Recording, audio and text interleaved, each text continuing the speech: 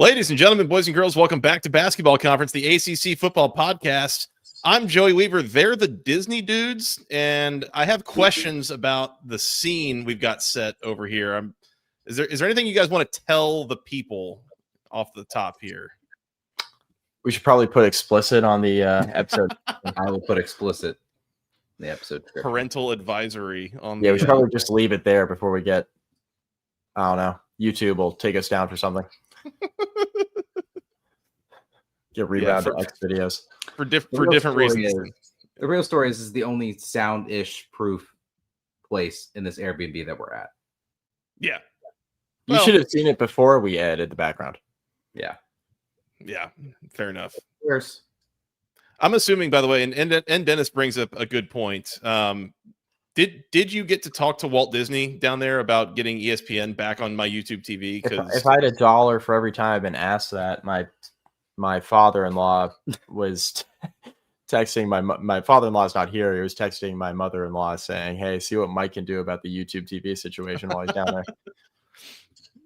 Yeah, another week of college football without ESPN on YouTube TV, and that has been an adventure yet again. So appreciate the people's patience as I did my best to watch as much of these games as I could, but that was not a ton. Not a ton. Yeah. Yep. Whoever said nice hat, thank you. My wife bought it for me. That's Cam. Oh, hey Cam. Hey Cam. Cam just in the comments, by the way. First of all, because he has stopped boycotting the show because we invited him back on. And second of all, because he wants to tell everyone how good his picks were this week. And I mean, no arguments here. They were phenomenal. So shout out to Cam.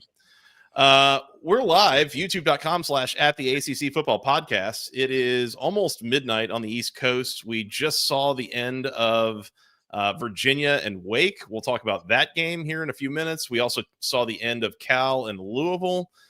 So we were, hot off the presses doing the Saturday Night Live the Saturday Night Live, Saturday Night Fever, whatever you want to call it. It is good to be back and doing this while, as you might have picked up on, Mike and Scott both on a family trip to Disney World. So I would imagine you guys are just fresh as a daisy here at midnight after a day at the parks. Most sober I've ever been. For sure. Speak for yourself. Yeah. Understood. For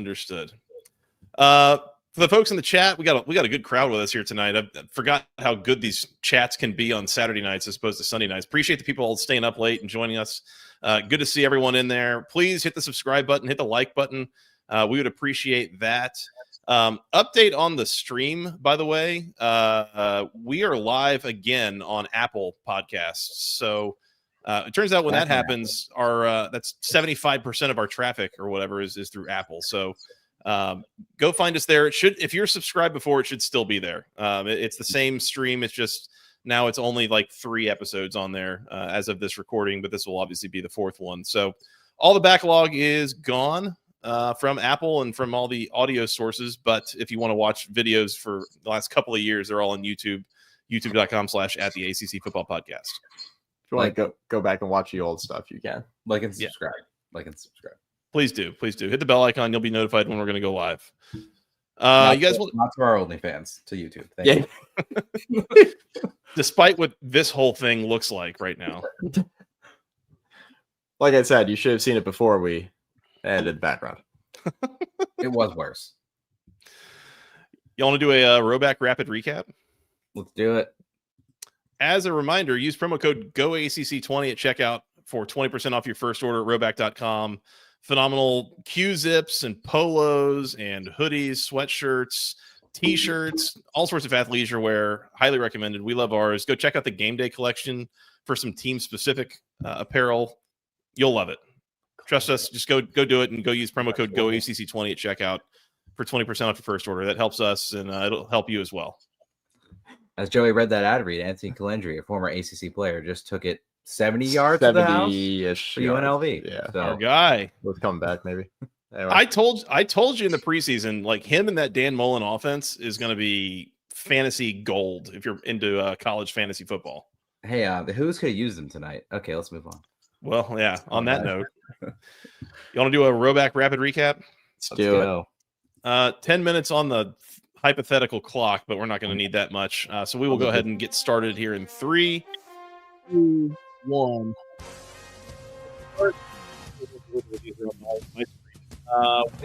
16, the number 14 Virginia Cavaliers 9. Look, the luck finally ran out for the Hoos, and both from a football standpoint, from a turnover standpoint, and also I think somewhat from an injury standpoint. Chandler Morris goes out of this game in the first half, if I'm remembering this correctly, and Daniel Kalin came in. It was an honorable effort, but it was not enough. And Wake pulls the upset, gives Virginia their first loss in conference play. Yeah, I tweeted this. I'm just really glad we can all stop pretending Virginia is good now. Also, I have some people already in the replies. Oh, the quarterback got hurt. I'm like, God, let's give it a rest. Let's all be adults. Okay? Let's all be adults. That Wake drive to get the field goal was awesome. Yeah. Drove it down, hit a nice long field goal.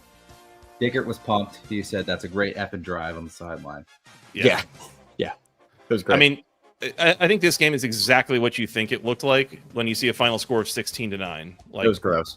Wake converted 1 third down in the first 3 quarters of this game, I believe, and then converted 3 of them on that drive you're referencing, Scott, to kick a field goal to make it a full touchdown game. Yeah, it was certainly an experience to watch that game.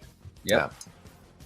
Cal 29, the number 15 Louisville Cardinals 26 in overtime. JKS not fully hitting the wall that maybe we thought he was. He had a great night here. He carved up Louisville. Louisville's defense did not have the best night, and man, Miller Moss really did not have the best night. I'm also glad we can stop pretending that Louisville's good now. Miller Moss is so bad. Yeah. Louisville, ironically, because Louisville lost to Virginia, ironically, Louisville, I think at this point in the season, is a lot better spot than Virginia is. And can Miller Moss even make the end zone? Miller, dude. At the end of regulation, Scott looks at me because they clocked it with 1 second to go, and Scott looks at me and says, negative 51 or 49. Yeah, he looks at me. He goes, "Can Miller Moss even throw it to the end zone?" He could not. He could not. No, and he couldn't even block for him with a 3-man rush or whatever it was. I was gonna say we'll talk about that because, good Lord, this was a great game from a quarterback situation study standpoint. Lots to get into there. We'll support like your heads at Midler Moss, man. Well done. The number 18 Miami Hurricanes 38, Syracuse 10. Slow start. Yeah, very slow start for Miami here, but ultimately they just kind of overwhelmed Syracuse and almost covered. Sorry, Cam. Hughes went back to Ricky Collins. They did. For some reason. Like, was he suspended last week? What happened? Like, he came back and threw 2 picks, and yeah, I get it. Yeah, so yeah, one of them was atrocious and was run back for a touchdown. I know that for sure. So, anyways, we'll get to that one. SMU 45, Boston College 13. SMU avoids the letdown. Boston College red bandana game doesn't really matter. Our triple barrel lock. That's a bad beat, Scott Van Pelt. It was a little bit of a bad beat. Yeah. 21 fourth quarter points in this game. That was not ideal. But hey, I honestly impressed with SMU to avoid the letdown here after what happened last week and going on the road at noon and all that stuff. Good for them. And all of a sudden, SMU finds themselves in the heat of the ACC title race. Yep. Lots to talk about there for sure. UConn 37, Duke 34. We told you on the preview, don't mess around here, Duke. Not a conference loss. Yeah, I mean, Duke is 4-1 in the ACC and 1-3 outside of it. So weird year for the Blue Devils. The UConn quarterback with the homophobic slur went absolutely off here. You're referring to his last name, I believe. Referring to his last name. Sorry. Okay. Yes. Joey Fagnano. Yeah. That is honestly probably the toughest look for the ACC this weekend is Duke losing that game, which, again, UConn is a formidable opponent. That's fine. It's just you didn't need this with the way that the playoff rankings went and everything else. That's not great. With how they lost, too, in the fourth quarter. makes it worse. Manny Diaz defense. I need to have some conversations about that. We'll get there. not good. Not great. He's had better years. Yeah. North Carolina 20, Stanford 15. Stanford tries to put together a late comeback, is not able to finish the drill there. But this was every bit of a rock fight that we thought it was going to be. I think it was tied. Was it tied at 3 at halftime? Stanford made a field goal going into half. Real barn burner. Yeah. So. They kicked a line drive field goal to tie going into half. Mm-hmm. There you go. Yeah. And then finally, the afterthought game of the week: Clemson 24, Florida State 10. Clemson gets off the schneid, and I don't know what either of these teams are at this point. I didn't watch a minute of this. I mean, how could I? I have Sling. I don't have a quad box, and you have to make decisions. I'm trying to watch Wake, Virginia, and Louisville, Cal. You know, the important ACC games. There were 2 really good ACC games in the same window. Mm-hmm. And Notre Dame was on. Yep. Watching Notre Dame. That's true. Here at the Airbnb, they had cable, so we did have ESPN. We did. They had Spectrum. But still, we only had one view. So we were masters of the go back button. If you remember those days, you had to flip back and forth. Right. So we had to pick 2 games that you had to flip back and forth on. There you go. Volusia's Orange does mention that Clemson was good on defense in this game, and they for sure were. Tommy Castellanos in that run game for Florida State was very much neutralized here by Clemson's defense. So shout out to the Tigers. They do not lose this one at home, as I think there was a lock on Florida State plus the 2.5 there. I don't want to talk about it. That's all I got for the Rhoback Rapid Recap. Anything else? I think we're good. We are good. One more reminder, use promo code GOACC20 at checkout for 20% off your first order at Rhoback.com. Where should we start? I mean, take your pick of the 2 night games that were competitive. I was going to say, what are your 6 biggest takeaways from SMU Boston College? Let's would we lose that total by 5 points? 3 points. Yeah, it wasn't much. That was very sad. That's kind of irritating, honestly. But yeah. Let's start with Charlottesville. Wake Forest 16, the number 12 Virginia Cavaliers 9. This was one where there's a couple of outcomes here that kind of toss the ACC standings into disarray a little bit, or kind of really change the narrative of what's going on in the conference. As mentioned, Virginia no longer getting away with it. They again, rent came due for UVA. Yeah. Chandler Morris came out of this game relatively early, and obviously that doesn't help. But we've known he's been banged up. That finally came in. Daniel Kalen plays most of this game as the backup. Jamari Taylor, I thought, was good for Virginia, and he has been good this year. He is an angry, powerful runner. He went for almost 100 yards on the ground here, but it's like Wake did just enough on offense. This was an ugly game to watch, honestly. Wake finishes with a shade over 200 yards of offense and wins this game. Neither one could convert third downs. Neither one could finish drives. The way the game finishes is Virginia gets the ball with, I think, a little over 2 minutes left. They drive down. They've got 4th and 3 from about the 5-yard line, and they throw kind of a fade ball to the corner of the end zone. It's double coverage. And it's incomplete, and that's it. So I was confused at that because they took the timeout before the 3rd down play, right? So you figured they called 2 plays, and that was their second play? Mm-hmm. Or they didn't call 2 plays? Yeah. I don't know. I'm not in the booth. There's no time. Yeah. They also, Jamari Taylor on the drive before, he has a long run. He had half his yards on the night. I mean, it wasn't a bad game for him. I mean, he was averaging almost 4 yards per carry before this. Mm-hmm. He had a 43-yard run and then fumbled 2 plays later, and Wake got the ball back, and they get that field goal. So that's helpful. But then, yeah, UVA has a chance to go in, try to tie it late, couldn't get it done. Obviously, if you have Chandler Morris, and he's the healthy Chandler Morris, that definitely helps you here. But also, Virginia hasn't played well for about a month. So, or more. So we're at the point too where Virginia could have easily lost a few of the games they've played recently. So the fact that they've lost this game tonight and we're going to use backup quarterback as an excuse, I think is kind of rich. But yeah, it's a good win for Wake. Wake is now bowl eligible at 6-3, which is a pretty impressive year one for Dickert. And this has been a that's our there's no timer for the. Oh, there you go. I mean, it's been a pretty good year for Tony Elliott at UVA, right? Like, this isn't something that I'm just going to sit here and, we're going to make fun of him for, really. But we've been waiting for this from UVA. Just how we were kind of like waiting for it with Georgia Tech last week. It was just kind of like, where is it going to be? Now, I will say, like, Georgia Tech's been playing a lot better than Virginia, right? Like, Virginia's been asking for it for weeks, plural. Georgia Tech, it was more of like a vibes thing, like, oh, they lose one generally around this time of year. So that was just a little bit different. And then the NC State game went really poorly.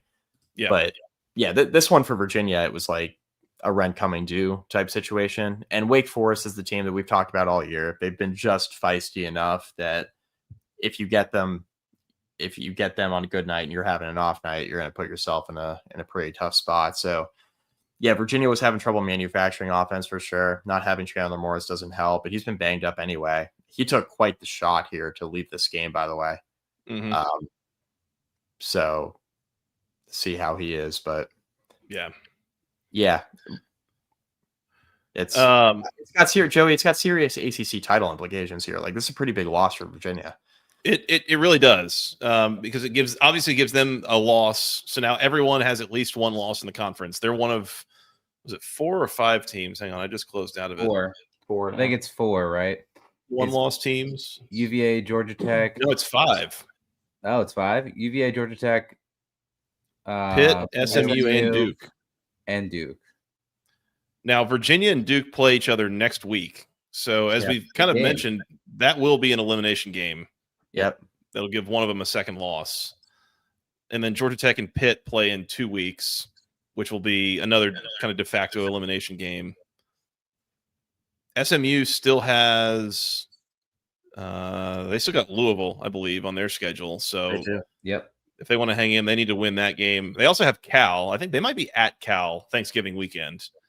So yeah, there's a lot of moving parts right now in this conference race for this part of the season. A lot of wonky math to be done on if this, then this, and so forth with who gets in. But entirely possible, I guess, at this point that a 2-loss team could get into the conference title game. But it's going to take some strange things to happen.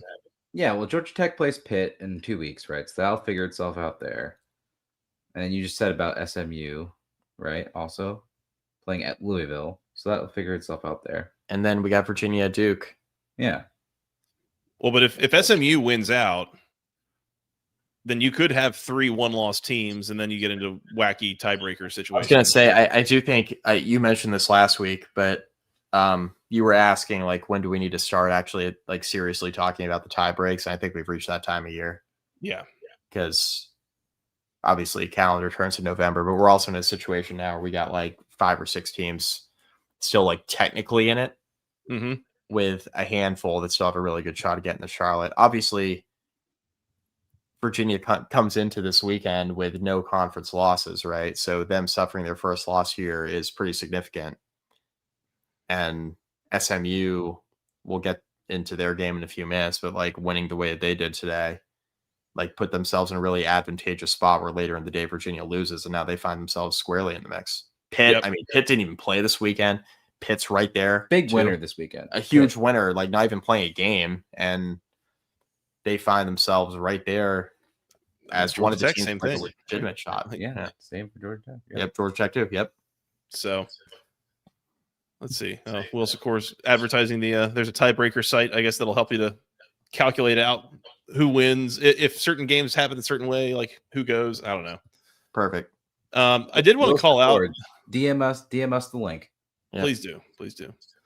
I did want to call out, there was only one touchdown scored in this game, and it was not on offense. Nope, it was a punt return. It was a punt return touchdown by Wake. Was the only time either of these teams got into the end zone all night. So it was that kind of a game. So anyways, we'll see with Virginia. The other thing I wanted to bring up, and I'm trying to decide if this is something I actually saw or if this is something like I dreamed at some point. I saw someone make mention somewhere, I think, of Virginia needs to extend Tony Elliott right now to avoid someone coming to get him with the coaching carousel doing what it is. And my answer to that was basically the same thing that I remember I saw Bud Elliott said about Nebraska and Matt Rule, is like, if somebody wants to come get Tony Elliott, or if somebody wanted to come get Matt Rule, let him. Like, I mean, Elliott, like I said, Elliott's had a nice year, but I mean, he's had also a few years that haven't been that good. Yeah. And he had a couple of like late stage Clemson offensive coordinator years that weren't that good either. But people are really quick to forget that. I don't know. And I'm not saying he's a bad coach. I think he's a fine coach. That's not it. But like, if there are other teams like ready to poach him, okay. Like, yeah, I think he's, in baseball terms, I think he's probably like a replacement level guy. Like, he's not bad and actively problematic, but like, I don't think you're going to be like, oh crap, what do we do now? Like, we lost this guy. Like, I don't know. I think it's kind of average. It's kind of fine. And like, if somebody else wants to come get him, like, you can find someone else, no problem, to keep this up or do better, I think. Let me put it this way. Like, you can find somebody who is like, who's Tony Elliott's caliber, who can get just as much out of a roster that has this kind of NIL bag now. Mm-hmm. Yeah. Like, we're talking about all the fundraising donations and all this stuff. Yep. Like, they can find some, like if that were a thing, which I don't even think it is, but like if that were a thing, then they could figure that out. Yeah. That is fair. Anything else on Wake, Virginia? Nah, but Oregon State's in a hell game with Sam Houston State at home. So that's pretty funny. Hold on. We have something for this.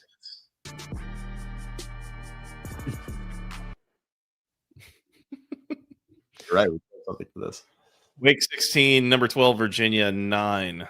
The perfect road to the ACC championship has found a couple bumps, we'll say. Do we need to go to Louisville?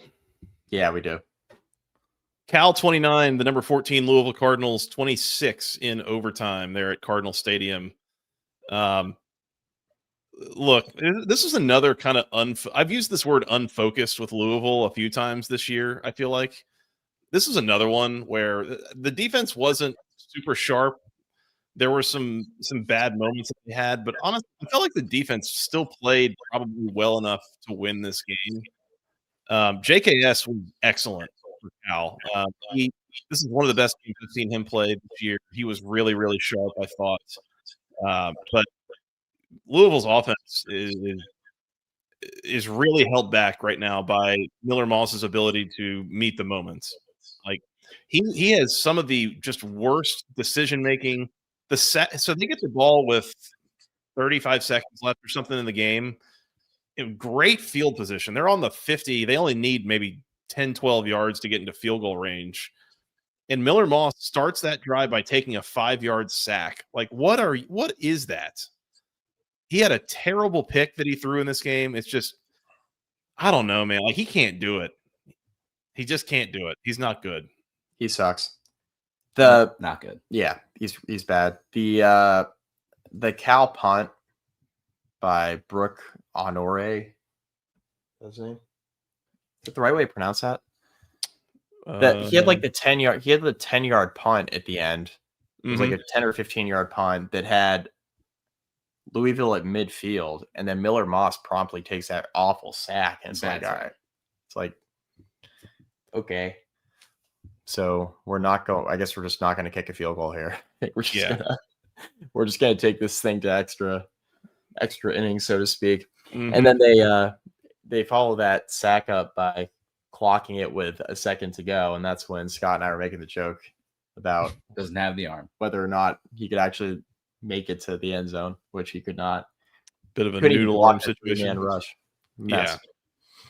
Props to Cal for going for the win. I really like that from Cal. Yeah.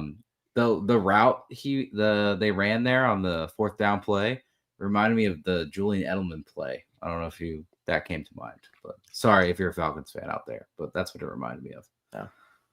Little pick play. Sorry, Joey. Had him in the flat. You said the Falcons are dead to you, so.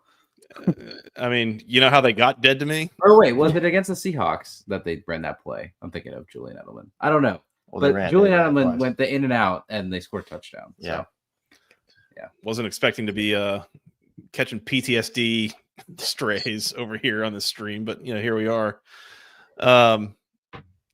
Yeah, I don't want to take anything away from Cal, by the way. Again, JKS was awesome. Jacob DeJesus was incredible for him in this game, catching that game-winning touchdown on 4th and goal.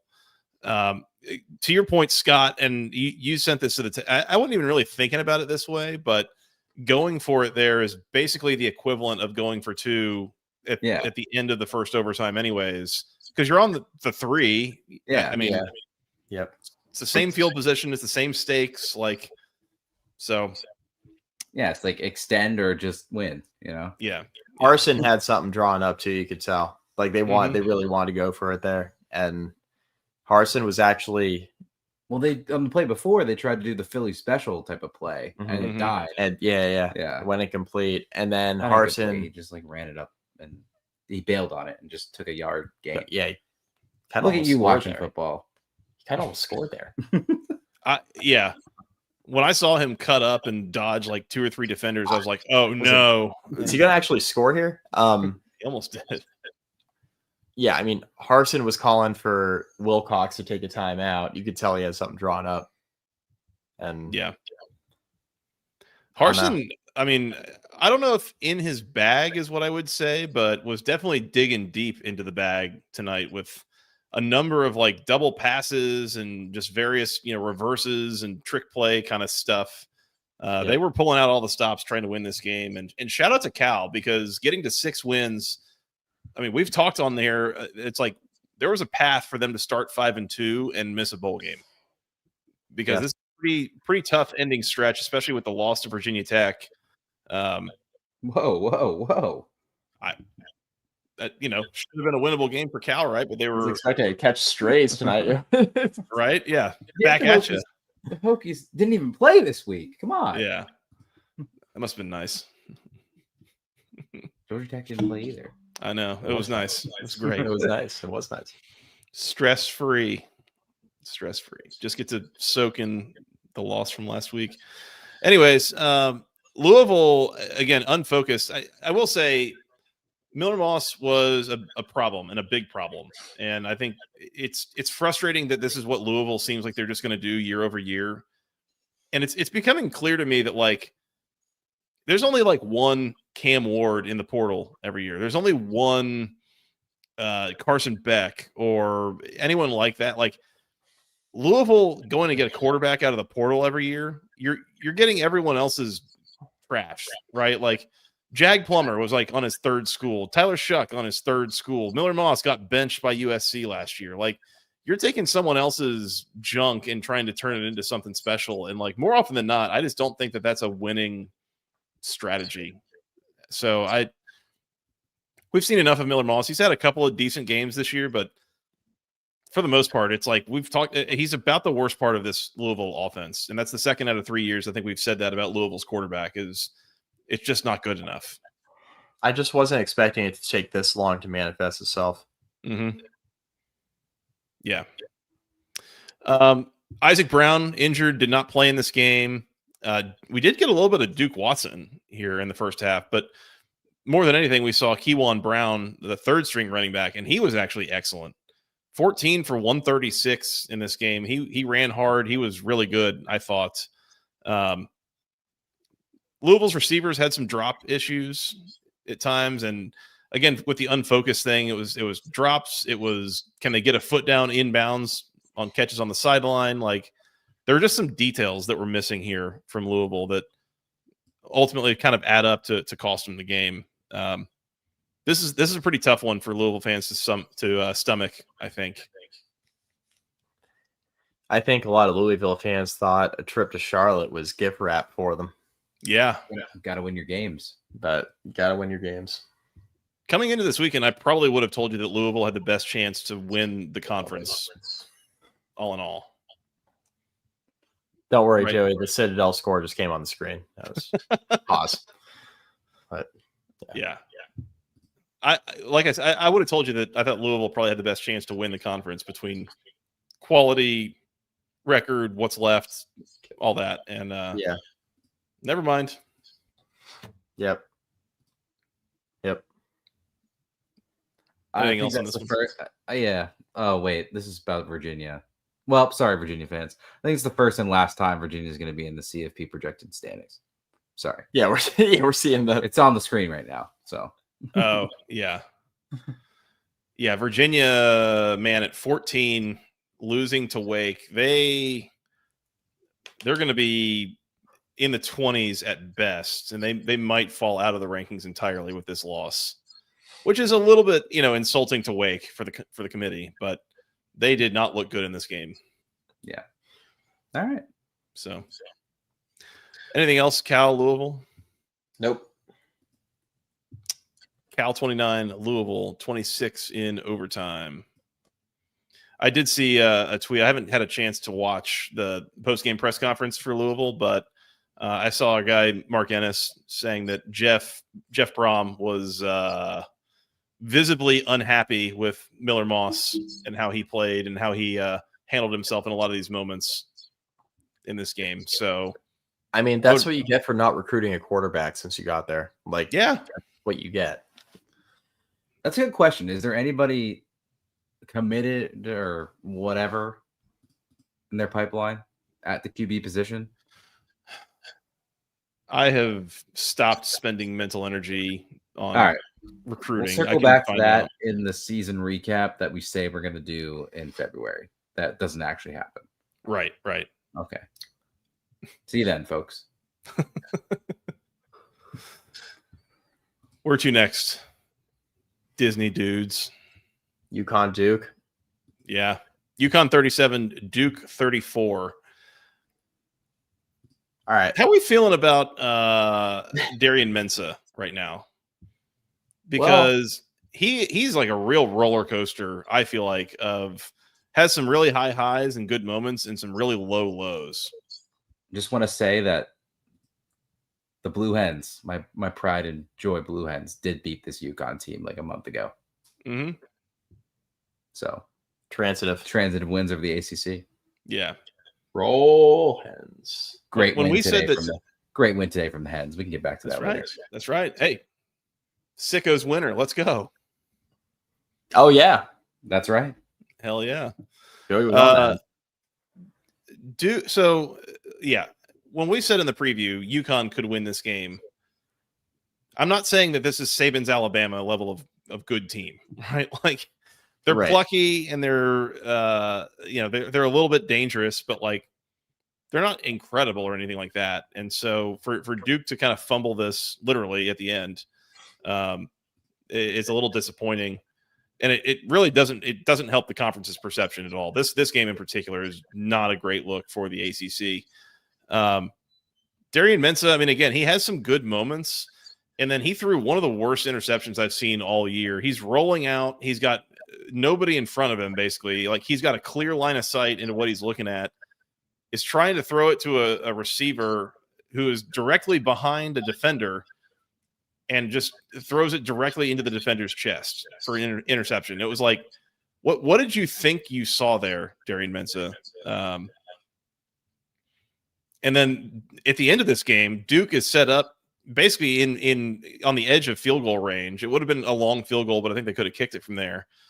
Darian Mensah then takes like a 10-yard sack, drops the ball, and UConn picks it up, and the game's over. And I don't know. I was really disappointed in kind of how that played out for Duke and their offense. It sounds like that's exactly what happened to Duke and the other 3 losses they had this year. It's just like self-inflicted wounds. That's exactly what happened against Illinois, kind of what happened against Tulane, and then obviously, Joe, well what happened against Georgia Tech. Yep. I don't know. Duke season and Virginia season's on the line next week. It should be the top game of the week here on this show. So, yeah. We will see. Will Secor is correct. Darian Mensah. Sometimes may be good, sometimes may be shit. That's perfect encapsulation. As you played that clip, the highlight of him crying on the sideline was on the TV. Yep. That Duke defense, by the way, that Duke defense. That's exactly where I was going to go here, Mike. Was as I mentioned in the rapid recap. Manny Diaz is a defensive guy, and man, Duke gives up a lot of yards and points for a guy like him who's supposed to be a defensive specialist. Yeah, I mean their best outing the last 5 weeks was when they beat Syracuse 38-3, and that was Ricky Collins' first start. Mm-hmm. I mean, that's their best outing defensively. I mean, since then they've given up 21 at Cal's okay. They gave up 27 Georgia Tech, 45 against Clemson last week, and then 37 this week. That's not going to get it done defensively. Yeah. Cam notes, been there. And yes, you have. So, yeah, this was not all that impressive from Duke. It's really odd looking at them, and it's like Duke is 4-1 in conference play and 1-3 out of conference, and they're still not bowl eligible here, by the way. Which they're the only team on like the top half of the ACC standings that isn't bowl eligible yet. Well, yeah, that's because they were losing games out of conference early in the slate. Mm-hmm. Right. They were sloppy, turned it over a bunch against Illinois. They were sloppy against Tulane. They're sloppy here, -3 in turnovers. They really messed up a lot of the details against Georgia Tech, struggling to finish drives. I don't know, man. And it's something that I don't know that I had thought about that much, but I've heard a couple of national podcasts mention it, is that I guess when you take a step back and you look at it, Manny Diaz teams, even going back to his time at Miami, historically not great at the little things and not great at details, and it often finds ways to cost them games. Yep. I mean, Duke had 3 turnovers today. Yeah. Including, the really bad interception and the fumble late. Yeah. Right? So you get what you get. I will say, shout out Will Secor. He actually DM'd me the link already. Attaboy, Will. I will say I was laughing my ass off listening to the broadcast of this game. And at one point in the fourth quarter, they were talking about, Darian Mensah made it a point to come to Duke. What did you just say? Nothing. Oh. What's going on over there? We good? I thought he said bourbon, and I said sure. Apparently, he said nothing. That sounds like an order now. I mean, yeah. I mean, hey. I will say I was laughing at the broadcast talking about, Darian Mensah, the reason that he chose to come to Duke was that Manny Diaz talked about how much he really believed in him and how he was under-recruited out of high school, and he was, they believed in him, all this stuff. And I was like, yeah, $4 million doesn't hurt either. Like, I'm sure that played a small role. Yeah, pretending that, he had a belief in what Manny Diaz was about. I'm like, what, the money? Like, what are we doing? Yeah, all relax.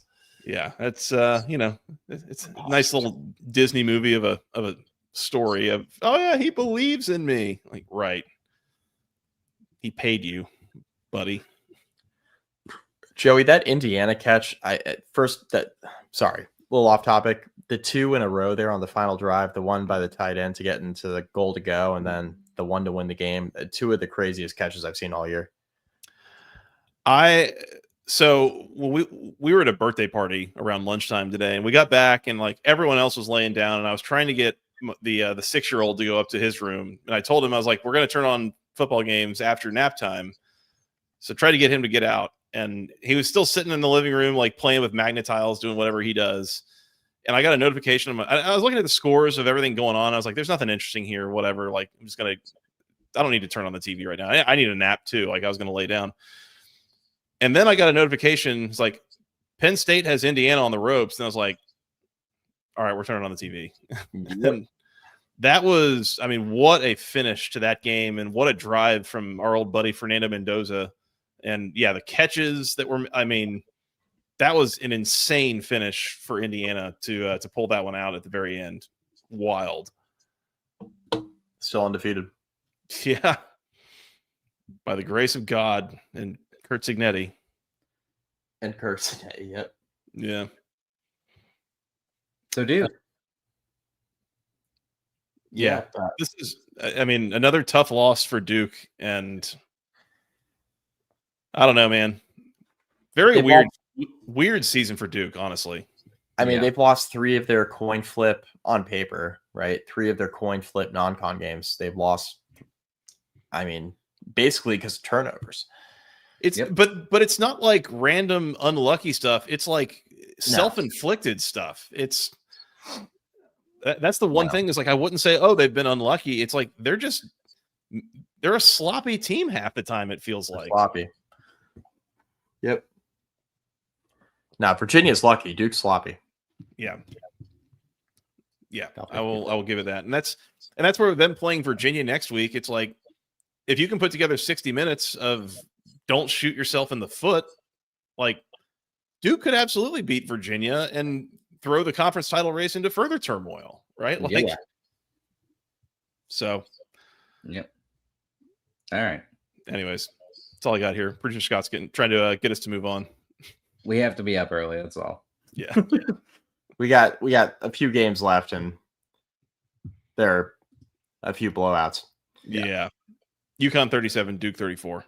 Let's talk about the one that was kind of close. Carolina. Well, it wasn't really that close because Carolina was up 20-3. Yeah, but they were. About 10 minutes left. Yeah. Covered. So good for Stanford. Stanford does find a way to cover. North Carolina 20, Stanford 15. It's weird. I haven't heard much from Pablo Torre since North Carolina started winning games. That's a little weird, huh? I guess so. He doubled back and went back to doing the aspiration, the aspiration like Kawhi thing. He's like, I think I'm done on Belichick. We had that weird recording with NFL Films of Belichick and his 20-year-old girlfriend like being mean to the producers or like talking about how they can't do Photoshop. Mm-hmm. That was a bust. So we're gonna go back to the. Hold on, I need to display this comment from New Jacket. Blue Chew Bill is on. Oh yes, he is. Blue Chew Bill. Well done. Blue Chew Bill and Jordan Hudson, not the SMU receiver. Thank you, New Jacket. Powder Blue Chew Bill. Joey, let's play our weekly game of is North Carolina going to a bowl game? I'm glad you're on the exact same wavelength. I was already looking at their schedule. Go ahead. Perfect. So we've been doing this for about a month now, right? Once, I mean, Wake, Duke, and NC State, right? Essentially, Carolina was in that Cal game, right? And they lost because of the fumble at the end of regulation. Yeah. They get stopped at the 1-yard line in overtime against UVA. There was a fumble in that game that cost them, right? Mm-hmm. Yep. And we were already talking. We're like, they're going to start catching some teams here down the stretch. Mm-hmm. And we were playing the game of, will they make a bowl game? Well, now it's more realistic because they've won 2 in a row. So now they're 4-5. They have 3 games remaining. They're one of the few teams left in the country with 3 games remaining. A lot of them are, or at least in the conference, because there are a lot of teams on bye next couple weeks. Yeah, double buys. At Wake, Duke, and NC State. At NC State. Yeah. Yep. At NC State and at Wake Forest. So 2 out of the last 3 are on the road. They got to win 2 of them. So I'm going to say no. You say no. I think that they could very easily get Wake Forest next weekend. I think so too. Which also I think if Duke beats Virginia next week, then it's a letdown spot afterwards. But that depends on what happens next week. It could be. You know what's even funnier? We realize how close North Carolina is to being in this 1-loss ACC title contention. Thank you. Right? Like, They are literally 2 fumbles away from me. I mean, we talked about like Duke's fumbles, right? Yeah. Like Duke turning the ball over a bunch. You could make the argument, and Duke's got the 1 conference loss, right? You could make the argument, right, that Carolina could have been in the exact same spot. They're like a yard and a half away, right? Seriously, a yard. Yeah, like the fumble against Cal, like going in to score with a minute left, and then the being stopped at the 1 in overtime, going for 2. Yep, against UVA. Yeah, it's wild.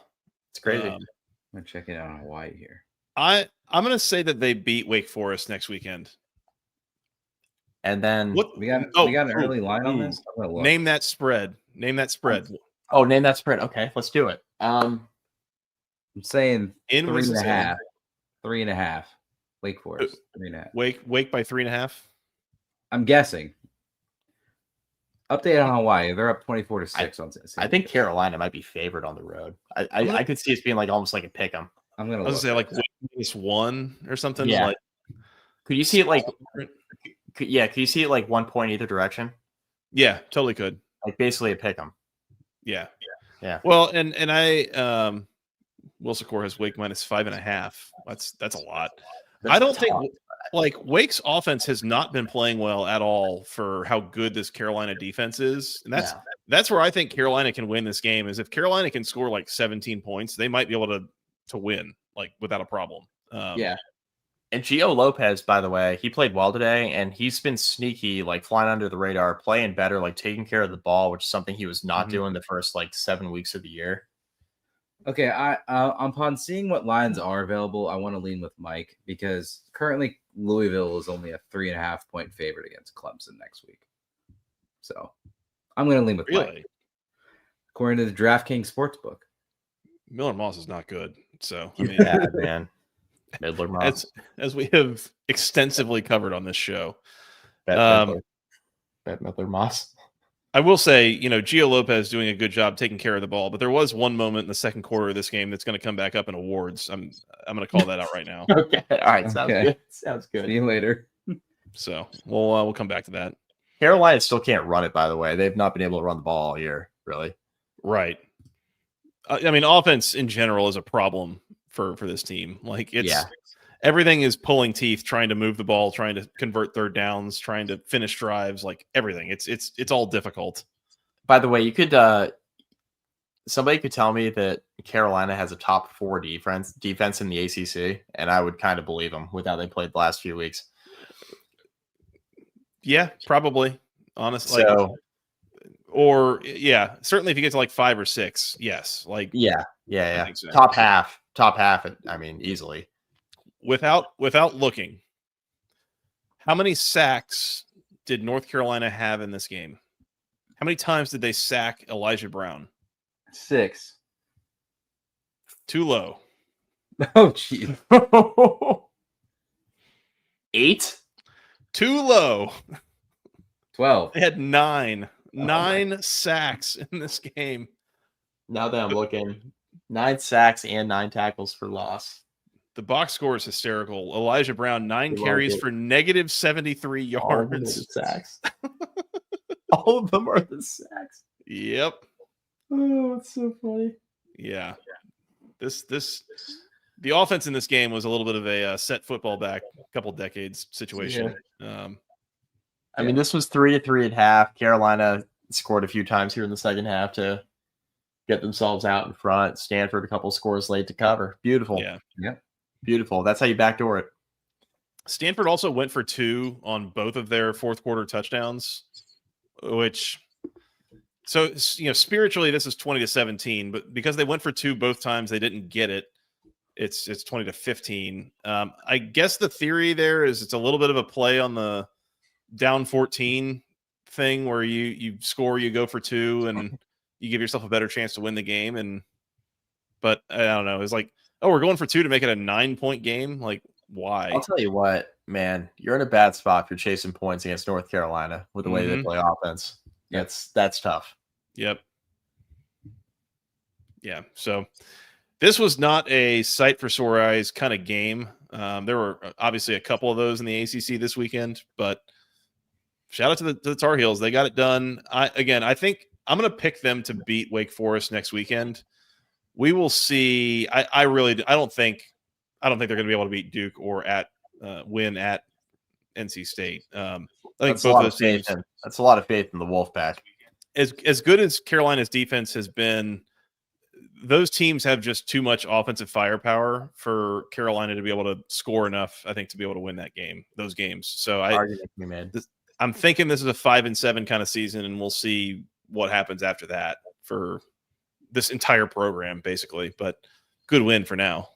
Which should have been, by the way, like we were looking at on paper with who they were playing before the year. 5 was kind of the floor anyway. Yeah. Yeah. Basically. Like, I don't think any of us thought this Belichick thing was going to turn into like 10 win. Like, none of us thought that. But right. Would they be like around bowl eligible? I think we all said yeah. And it didn't look good at the beginning of the year, but it looks like they're going to scrape their way to. I mean, they're in the neighborhood. They are. They could do it. They could do it. I mean, it's not impossible. I mean, they could definitely do it. But. I mean, if they can get Darian Mensah to throw him the ball 4 times, maybe they will pull it off, and maybe they will go to a bowl game. Right. You think those TV execs want Bill Belichick at a bowl game in December? I was going to say, yeah, that and the fact that like that Duke game, just with how they've played and how they lose games, that game looks a lot more winnable, especially when you're playing defense like this. Mm-hmm. I would agree. So, anyway, I would agree. North Carolina 20, Stanford 15. All right, let's tempo run the last 3. Guys, these games were not good. Yeah. SMU 45, Boston College 13. As mentioned, SMU avoids the letdown here.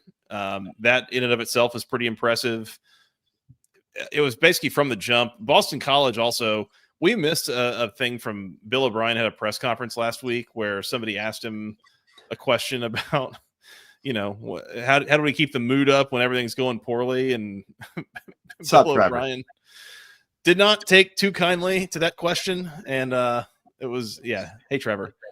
It was funny. Go find it if you can't. But yeah, Boston College turns it over twice in the first quarter and leads to points for SMU. And then Boston College, to their credit, they had a couple of turnovers on downs in the first half. Like they were going for it, trying to score touchdowns instead of kicking field goals, like trying to win the game. But Boston College ends up 2 for 15 on third downs and 4 for 7 on fourth downs in this game. They rack up almost 400 yards of offense, but 13 points. And that's what happens when you have long drives that end in no points. And it's not a good way to win a game. So, no. If you parlayed that 4 for 7 fourth down conversion rate over an entire season, you'd be like one of the best offenses in the country, which is pretty funny. Yeah. Hey, does Boston College win another game? They still have Syracuse. Remember, they still haven't won since Labor Day. Yeah, I told Mike that today. They haven't won since August. Yeah, we were on the we were sitting by the pool, and we were like, "All right, Boston College has won 1 game, like back in August, basically. Like, who was it in the non-con that they beat?" And we were like kicking it around, like without looking. We're like, "Oh, was it like Central Connecticut? Was it Holy Cross? Was it like UMass? Who was it?" And Scott finally looked it up. He goes, "Oh, yeah, that's right, Fordham. They beat Fordham. They beat the crap out of Fordham in that game. Yeah, and have not won since. Nope." And it's a little funny looking back on it because when they nearly beat Michigan State in overtime in East Lansing, and we were like, man, like, that was an impressive showing from Boston College and all that stuff. And it's now like, is Michigan State going to go to a bowl game? Like that had big. Yeah, like they're also bad. Texas is back win over Notre Dame energy, where that was the 4-8 Notre Dame year, and like, neither of those teams made a bowl game. Yeah, that's a little bit of what we're looking at here. Yeah, Boston College has Georgia Tech in town next weekend, and then at Syracuse Thanksgiving weekend. And if you're going to win, I'm as much as I'm always like waiting on the other shoe to drop, Atlanta sports fan with Georgia Tech, like I feel okay with Jackets' chances next weekend, coming off a bye week, going into Chestnut Hill against this Boston College team and what they've been. So yeah, we will see. Not pretty for Boston College, and good for SMU. They keep rolling. So this is actually really funny. So SMU had 574 yards of offense. Yeah. They also had 13 penalties for 155 yards, and they won by 32 points. I did not know that about the penalty. It did not matter. Yeah. They did not care. They had multiple 100-yard receivers here. TJ Harden goes for 130 on the ground. Kevin Jennings only completes 16 passes, but for 326 yards and 3 touchdowns. So, again, good showing for SMU. They didn't mess around here. They took an early lead, and they were up 17-6 at halftime, and then just hit the gas coming out of halftime too. So we had SMU BC on the big screen, and we were, and we turned it off, playing with the kids and everything, and like every now and then we just kept kind of checking the score, and that game just the spread just started. It was further and further away. We're like, all right, SMU's pulling away here. We missed the part where they had like 150 yards penalties. Yeah, we switched over to Penn State. And Yeah. Indiana. Yeah. This is while I was at the birthday party, and I was like checking scores, and I was like, oh, I don't need to watch this game. So Yeah.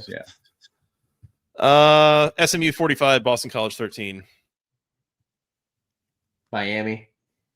Number 18, Miami 38, Syracuse 10. Again, this was another slow start for Miami. Like, it was 7-0. They got a pick 6 in the first half off of Ricky Collins. That was a bit of a ridiculous interception from Collins, but that's become the norm, I think, from him. Yeah. But Miami comes out after halftime, and it's touchdown, field goal, touchdown. Like, ultimately got some margin. Like this is kind of reminiscent in a way of some of those like first half of Saban's Alabama tenure teams where, I mean, it's the spirit of, I guess, what the Solid Verbal christened them as crock-potting, where it's never really all that exciting, and they're not like that impressive. But then, like, you look up in the fourth quarter, and it's like, oh, like they're up by a lot of points. Like eventually it works, and that's kind of what happened here. It was a bit of a lethargic, slow start for the Hurricanes, but they took care of business, and they were about a half a point away from covering here. Yeah, this kind of played out like the Stanford game a couple weeks back. Yeah. It's like, oh yeah, we're more talented. Except they didn't cover this time, and the last time you needed them to cover. Yeah, or the other way around. Yeah. Will Secor notes that Syracuse scoring with about 20 seconds left in the game was significant to some. Yep, including Cam, who had locked up Miami minus 28.5. Yep, that's correct. Yeah. So Cam notes that they did open up the playbook a little bit and started running some different stuff, which, I mean, that's become a bit of a talking point in the last couple of weeks with Miami. Is like, we talk about like, oh, the offensive line is supposed to be great, but they're struggling to run the ball at times. It's like, well, yeah, if everyone knows that you're just always running in the A gap, it's not as hard to stop. Like, however good your offensive line is, people can figure out a way to stop it if they know what's coming. So yeah, you got to be able to change it up a little bit if you're Miami at times. Yeah. Man, this is going to make Cam really mad. Clemson offensive coordinator Shannon Dawson. Is that what we're going to do? Ooh. Ooh. Why? He's here listening. He's in the comments right now. Duo. Yeah. I don't know what to do with Shannon Dawson. Like, it's mostly good, but there are times, man, it's like it's not as good. Yeah. We did have a Joseph Filardi sighting late in this game for Syracuse. I thought we had enough of that a week ago, but I guess not.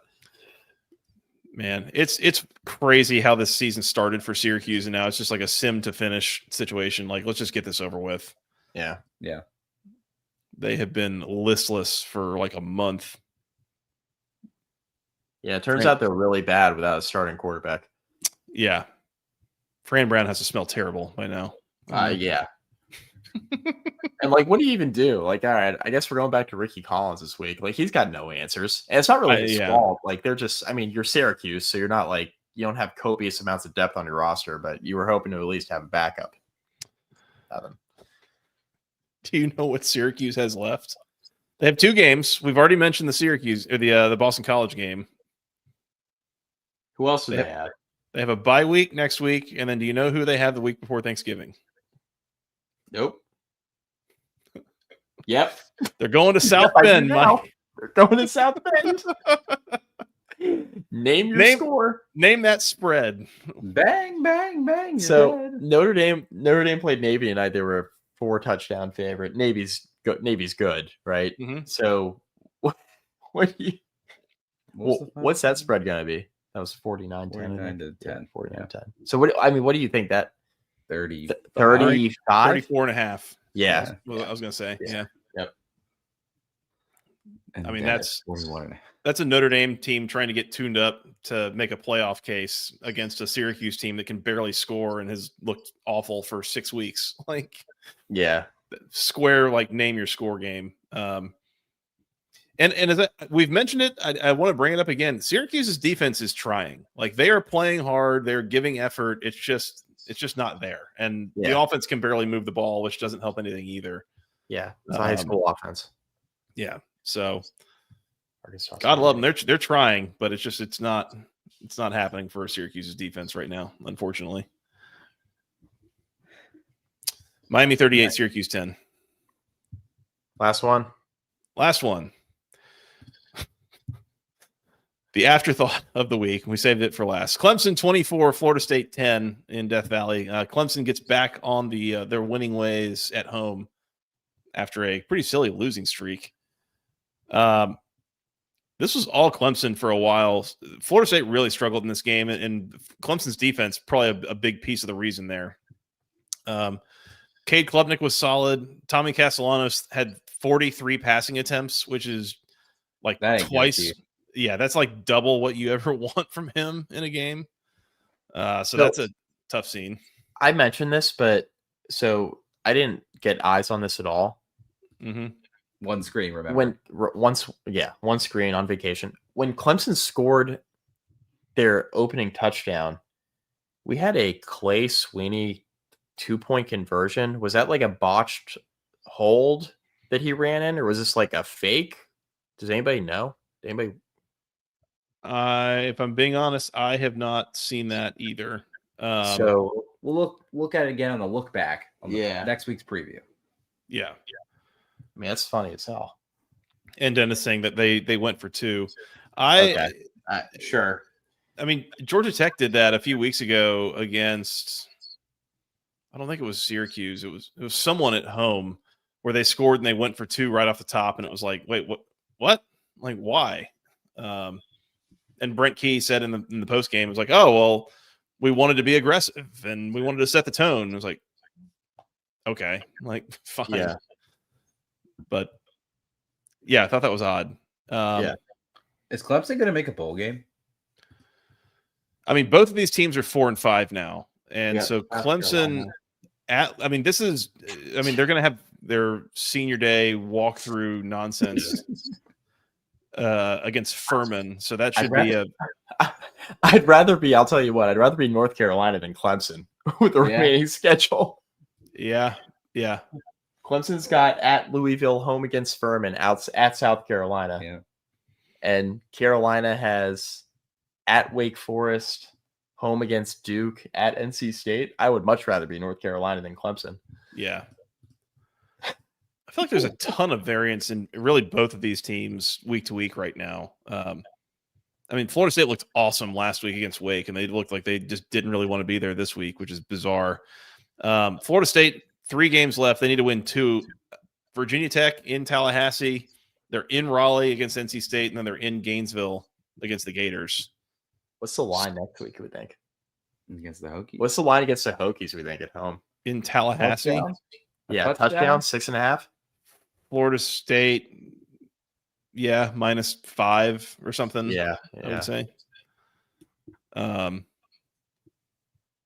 don't know what to do with that game. I got to come up with something to discuss on the preview for that. But yeah, I mean, we'll talk about it later this week. But like that gets up to 10 or something, I'd be all over that. Florida State's still looking for the buyout money. Right. Put the money in the hat. I mean, they'll find it a little bit easier when you're losing to this version of Clemson. Yeah. If they don't make a bowl game, I think Norvell is cooked. He might be cooked regardless. Yeah. Yeah, he might be cooked regardless, but no bowl game might be the final nail in the coffin, basically. I mean, you can't go 2-10 and then not make a bowl game with the roster you just paid for. With beating Alabama the first week. Yeah, you beat Alabama in the opener, still don't make a bowl game. That's some Virginia Tech shit. That's trouble the whole way. Yeah. Some hokey shit. Sorry. No. I'm not going to mind us. I'm not going to put the dude, that Duke fumble. That Duke fumble is so bad. Yeah. He's crying again. I know. What was he doing? Why are you running around backwards? Go forwards. Know. Throw Just the ball forward. Yeah. Anyway, they might make a bowl game. They might not. Either team. Both of these teams are definitely on miss a bowl game watch, though. And they might make a bowl game. They might not. We're all going to die anyway at some point. Miss a bowl game watch. Put it on a T-shirt. You're on Mr. Bowl Game watch. Point is, Clemson's going to have to steal one either at Louisville next week or at South Carolina. And I think I don't know if they'll be underdogs at South Carolina. This thing has gone really sideways for the Gamecocks as well this year. So that matchup has way less luster than it looked like it was going to coming into the year. But I mean, Florida State's thanking their lucky stars. They had East Texas A&M and Kent State on the schedule. Mm-hmm. Hey, they sure are. Clemson 24, Florida State 10. Awards. Bang. Good job, Joey. Efficient, baby. Look at that. Go. Hour and 6. All it took was a casting couch. Gonna snip that to be used as a sound effect at some point. Yeah, I mean, clip that. All it took was a casting couch. Usually, you are getting snipped to go on the casting couch. Yeah, there you go. There you go. Let's do some awards. All right, I mentioned earlier during the North Carolina Stanford recap that there was a moment that has to come up for Go ACC Moment of the Week. Did anyone see the fumble that Gio Lopez had in that game? No, please enlighten us. It was like the most slow motion, just perfect thing. So Carolina, I think this is in the second quarter. Carolina has worked the ball down the field. They're kind of in field goal range. We're getting some traction on offense. We're moving the ball, and then Gio Lopez rolls out for a pass, and he's rolling and he's rolling and he's looking. And Stanford has a defender come up. Let's see, Rose. I don't know the full name. And he's coming up at him, and Gio Lopez sees him, and he's still trying to throw the ball and doesn't find anyone, rears back, and Stanford's defender just knocks the ball out. Like, it was the most slow motion strip sack I think I've ever seen, where it's like Gio Lopez watched this happening for 3 or 4 seconds before it actually happened and still did nothing about it. Fumble picked up by Stanford, no points, under cashes, lock of the week. Hell yeah. Go ACC. Go ACC. Yep. The Kobe Bryant Memorial Volume Shooter of the Week. Boy, we got some candidates this week. I was going to say, there's a couple of games here. Take your pick of... Is the Boston College offense a candidate? A little. Well, in a way. I mean, they racked up a ton of yards and, like, no points. So that's what I mean. Yeah. Yeah, kind of a different situation there where, I don't know how you rack up almost 400 yards and 13 points. That's special. Kobe. Carolina's rushing attack. Mm-hmm. Not pretty. Yeah, even stack adjusted, it was 20 carries for 54 yards. Whoa. I mean, Davion Gauss and Benjamin Hall, 16 yards. carries for 40 yards between the two of them. Like, yeah, really bad. Kobe. Go. The Brian Van Gorder Memorial, You Tried Award. Boston College's defense, or if we wanted to actually be serious about it, maybe like Syracuse's defense, because they did try. So bad, Syracuse actually tried. They did try. Duke's late game execution. I mean, Darian Mensah. Yeah, speaking of You Died Award. You tried at being the top ranked team in the college football playoff projection bracket to Virginia. Yeah.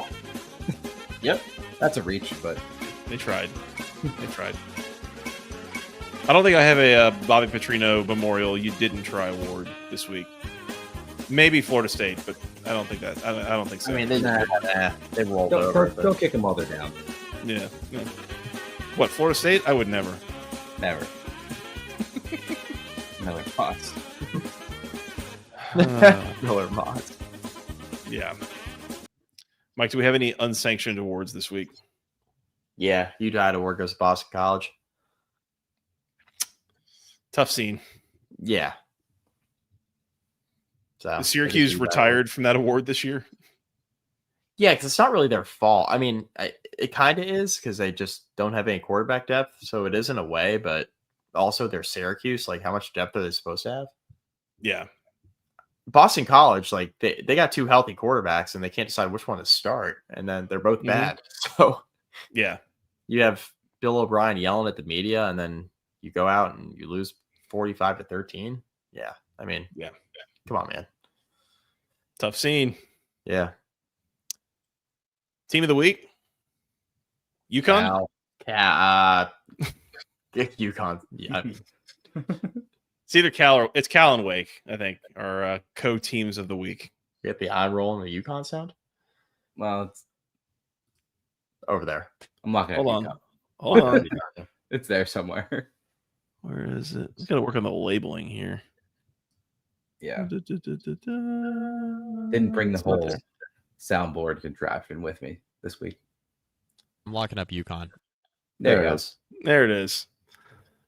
Yeah, team of the week, Wake pulling off the upset on the road, Cal pulling off the upset on the road. Shout out to those two. Player of the week, I'll give it to JKS because he was awesome. I don't feel as strongly about any one player for Wake. But JKS was great, as was hang on, Jacob De Jesus with 16 carries for he cooked 158. He was great. TJ Harden for SMU, 16 for 130. They had another running back score 3 touchdowns, and it wasn't him. So yeah. Derek McFall. Derek McFall into the end zone for SMU. 5 carries, 64 yards, 3 touchdowns. That'll play. So SMU's rushing attack collectively, really good. Absolutely. All right. That's all I got on week 11. Player of the week, Pablo Torre. I can't wait to keep making fun of him. You died award to my wallet this weekend? Oh, yeah. Yeah, I mean, you went to the most expensive place on earth. That's what they call it, right? Yeah. Yep. Yeah, I took a look at the debit card this morning. I'm like, hey, we're going to have to move some money over. $17 for a balloon, $5.50 for a coffee. We're going to have to move some money around. Y'all haven't gone to Epcot, have you? No. I haven't been. We're not doing Epcot this trip, but I have been to Epcot before. I've been before. I think I was in maybe high school or something like that, though. So I wasn't able to do the drink around the world thing. Yeah. But my big brother in the fraternity, like his dad worked at Disney. He's from Orlando. And they would always go every year at like Christmas time. He and a bunch of fraternity brothers would go down and drink around the world one day. And as an adult now, I'm like, how expensive was that? Because you figure a beer there is probably what, $28 if I had to guess, like $1,000. I had a mixed drink at a Disney resort in Hilton Head on the way down here, and it was almost $17. Yeah, so that was a bourbon lemonade. It was $16.50, I think. Where'd you stay in Hilton Head? Disney Resort. Oh, all right. I don't know. There was a Disney Resort, different from Sea Pines, where I stayed a month ago. I grew up going to Sea Pines regularly, so yeah. No, I stayed there a month ago, but this time it was the Disney place. There you go. Fair enough. Cam mentions Jacoby Thomas, five tackles, a sack, an interception, and a fumble recovery for Miami. Hashtag snubbed. It's fair. All right, he's player of the week. Yeah, there you go. Why not? Thanks for the nomination. We'll see you on Sicko's picks again, Cam, because I'm going to start tailing all the stuff you picked. I was going to say, Cam on a ridiculous heater this week. Melkart,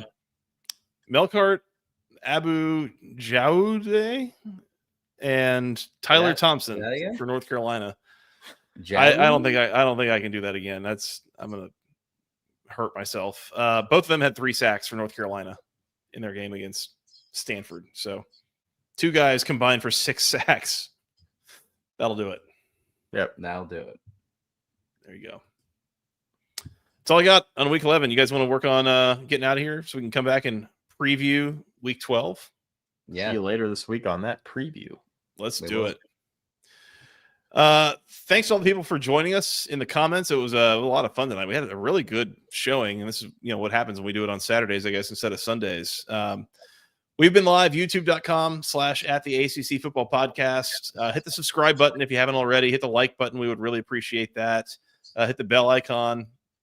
You'll be notified when we're going to go live next time. That'll probably be, it's been Wednesdays for the most part this year, but we'll see. Wednesday should be fine. We're closing in on the end of the season here, so keep it tuned here. Let's not talk about it. Yeah. Not do that. Week 12. We do have a Friday night game next week. Clemson in Louisville is a Friday night situation, and then we got 6 games on Saturday we got to preview. So we'll come back at some point and preview those games. We're on Twitter at FTRSJoey, at Mike McDaniel SI, at BC Podcast ACC together. We are now once again live on all major audio platforms, Apple, Spotify, Amazon, wherever they are. If you were subscribed prior and aren't seeing it in your feed, go resubscribe. Yeah, please resubscribe, because there might be a couple of separate new feeds, especially on Spotify. There definitely is. And Amazon right now. Yeah. And Amazon. That's right. So go find it, hit the subscribe button, and you'll find the show as you normally would. Basketball Conference Podcast @gmail.com is the email address. Nailed it. Thank you. Yep. Anything else before we get out of here and you guys get to go to bed? Like, subscribe, rate the show if you're on Spotify. Full transparency, we lost about 300 followers with this whole BS, which sucks. Yep. Not although great. a lot of our traffic didn't come from Spotify, it did come from Apple, but so 300 followers on Spotify was nice. And so those of you who have rated the show, I've seen a few. Continue to rate the show. It's literally as easy. You hit the star button after listening to an episode, and you decide what stars we deserve. But please rate the show. 5 would be the best in theory, but I don't tell people what to do with their stars. Yeah. Fair enough. Mike, Scott, it's been fun. You want to come back and preview week 12 later this week? See you later. All right. For that guy, Mr. Mike McDaniel, for Mr. Producer Scott, I'm Joey Weaver. Thank you guys so much for listening. We'll talk to you again very, very soon. Until next time, go ACC.